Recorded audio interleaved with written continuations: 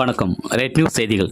ராமநாதபுரம் மாவட்டம் ராமநாதபுரம் நகர் தமிழக வெற்றிக் கழகம் சார்பில் ராமநாதபுரம் 6, 7, 8, 10, 11 வார்டுகளில் பொங்கல் திருநாளை முன்னிட்டு ஏழை எளியவர்களுக்கு நலத்திட்ட உதவி சேலை, பொங்கல் தொகுப்பு, கரும்பு தமிழக வெற்றிக் கழக மாவட்ட செயலாளர் மலர்விழி ஜெயபால வழங்கினார்.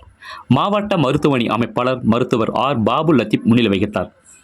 இதற்கான அனைத்து ஏற்பாடுகளையும் ராமநாதபுரம் நகர செயலாளர் கே. ராஜ்குமார் ஏற்பாட்டில் அனைத்து வார்டுகளிலும் பொங்கல் தொகுப்பு வழங்கப்பட்டது.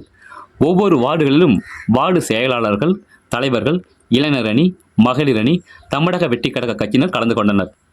6வது வார்டு செயலாளர் ரவி, நகர இளைஞர் அணி குணசீலன், நகர செயற்குழு கபிலமாணிக்கம், நகர நிர்வாகிகள் வீரசேகரன், ராஜா, முகமது, மாணவர் அணி தமீம், 10வது வார்டு செயலாளர் பிரவீன், 11வது வார்டு செயலாளர் அஞ்சலா தேவி உள்ளிட்ட கழக நிர்வாகிகள் கலந்து கொண்டனர்.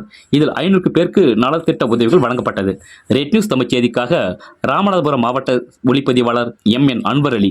செய்திகளை உடனுக்குடன் தெரிந்து கொள்ள ரெட் நியூஸ் தமிழ் சேனலை சப்ஸ்கிரைப் செய்யவும்.